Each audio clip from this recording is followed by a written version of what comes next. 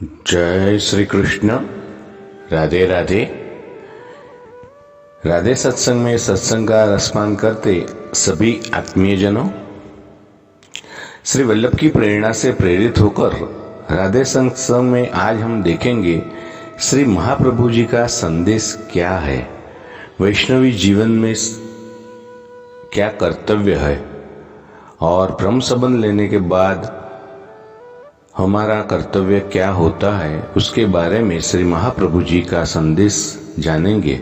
लेकिन इससे पूर्व अगर आपने राधे सत्संग चैनल को सब्सक्राइब न किया तो कर लेना, जिससे आपको हर सत्संग की जानकारी नोटिफिकेशन से मिलती रहे। तो प्रियजनों, जिस समय किसी भी प्रकार हम बहिर्मुख होते हैं, अर्थात भगवान में चित्त न रखकर अन्य विषयों में चित्त रखें, उसी समय काल के प्रवाह में रहे हुए देह और चित्तादि भी सब प्रकार हमारा भक्षण करने आते हैं। ऐसा श्री महाप्रभु जी का मत है। भगवान श्री कृष्ण लौकिक नहीं है और वे लौकिक को नहीं मानते, इसलिए श्री कृष्ण में ही प्रेम होना चाहिए और इस लोक संबंधी सर्वस्व वही श्री कृष्ण है और परलोक भी वही है। अतः एवं सर्व भाव के द्वारा वही गोपीश श्री कृष्ण सेवन योग्य है और ऐहिक और पारलौकिक सर्व पदार्थ वे ही देंगे। चिंता एक ही होती है, लोक संबंधी या परलोक संबंधी। इसके लिए उन वैष्णवों के जीवन का अवलोकन किया जा सकता है जो पूरी तरह प्रभु को समर्पित रहे। उनका जीवन कैसे चला, भगवद इच्छा से जब जैसा होना था होता रहा, अभाव भी आए, पूर्तियां भी होती रही, मगर जीवन में आनंद बना रहा।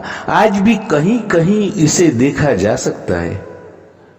थोड़ा ग्रहों की दृष्टि से देखिए तो ग्रहों की दृष्टि होती है संसारी मनुष्य पर, उनके कर्मानुसार ग्रह अभाव और पूर्ति की स्थिति उत्पन्न करते रहते हैं। लेकिन वैष्णव पर दृष्टि होती है प्रभु की, केवल प्रभु की, और केवल दृष्टि ही नहीं होती, वे उसे अपनाए रहते हैं। तू मेरो है कहकर वैष्णव को यह आवाज सुनाई पड़नी चाहिए, अंगीकृति का अनुभव होना चाहिए। ऐसा नहीं होता है तो इसका मतलब है कि चित्त प्रभु से विमुख है। प्रियजनों, आज यह स्थिति है कि वैष्णव सेवा सत्संग स्मरण भी करते हैं और लोक परलोक संबंधी चिंता भी करते हैं। परलोक संबंधी चिंता इतनी नहीं होती, उनकी दृष्टि में लौकिक सुधर जाए वही बहुत है। लेकिन वल्लभ इसका निषेध करते हैं, ये चेतावनी देते हैं कि लौकिक का आग्रह करने वाला प्रभु से विमुख रहेगा और विमुख रहने वाले का काल भक्षण करेगा।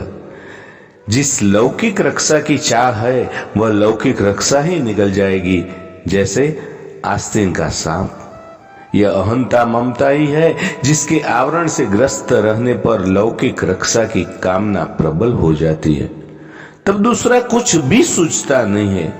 और जब कोई लौकिक चिंता लगती है तब क्या यह स्मरण रहता है कि यह चिंता प्रभु से विमुखता को दर्शा रही है। चिंता सावधान भी करती है और हमारी असजगता भी दर्शाती है। पता चल जाए तो हम चिंता को धन्यवाद देंगे कि अच्छा हुआ पता चला मैं प्रभु से विमुख हूं। यदि फिर भी चिंता करते रहे तो बड़ी हानि है। अपना चित्त प्रभु को छोड़कर अन्य विषयों में जा रहा है। महाप्रभु जी अत्रे कहते हैं कि तुम्हें लौकिक पारलौकिक की चिंता है तो वह ठीक है, लेकिन तुम श्री कृष्ण पर निर्भर क्यों नहीं होते? प्रायः कहने वाले तो कहते हैं इसके लिए प्रभु को श्रम देना ठीक नहीं। अच्छा है, परंतु प्रभु को श्रम न देने का अर्थ यह नहीं है कि हम चिंता करें जो लौकिक आसक्ति तथा प्रभु से विमुखता की सूचक है। आखिर हम प्रभु से पृथक कर्ता भाव, स्वामी भाव रखते ही क्यों हैं?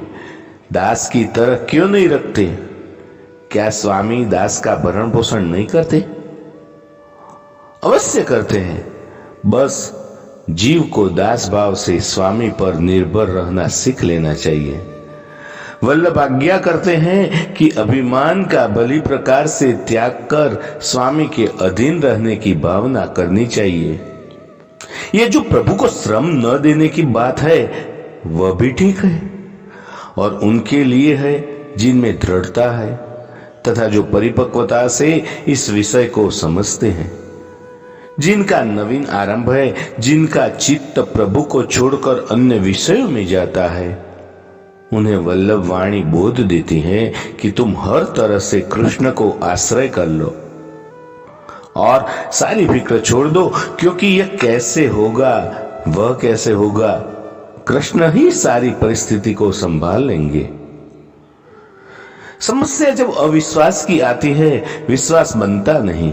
संसार पर भरोसा है, अतः प्रभु पर भरोसा नहीं होता। संसार की अनुकूलता समझ में आती है, प्रभु की अनुकूलता समझ में नहीं आती। अब हम ही प्रभु के अनुकूल नहीं है तो प्रभु की अनुकूलता समझ में आएगी कैसे? इसीलिए महाप्रभु जी की चेतावनी प्रभु के अनुकूल होने के लिए कहती है। हम अनुकूल होंगे तो यह फिक्र न होगी कि प्रभु हमारे लौकिक पारलौकिक विषयों के प्रति अनुकूल होंगे या नहीं। प्रभु तो अनुकूल ही है। संसार इसलिए प्रतिकूल लगता है क्योंकि हम प्रभु के अनुकूल नहीं हैं। यदि प्रभु के अनुकूल है तो वल्लभ का विवेक धैर्याश्रय संबंधी संदेश लौकिक प्रतिकूलता का भ्रम दूर करेगा। अतः लौकिक अनुकूलता की चाह छोड़कर जीवन को विवेक धैर्याश्रय से युक्त बनाए रखने की आवश्यकता पर ध्यान दिया जाए तो प्रभु की अनुकूलता का अनुभव होगा तथा लौकिक प्रतिकूलता का विचार भी नहीं आएगा। और प्रभु के अनुकूल न होने से ही संसार प्रतिकूल लगता है। इसके लिए लौकिक प्रतिकूलता जिम्मेदार नहीं, अपितु हमारा प्रभु के अनुकूल न होना ही जिम्मेदार है। यही श्री वल्लभ कहते हैं। प्रियजनों, इसके साथ ही आज के राधे सत्संग को श्री वल्लभ के चरणों में समर्पित करके अत्रे विराम दे। फिर मिलेंगे राधे सत्संग में नए सत्संग के साथ। जय श्री कृष्ण। राधे राधे।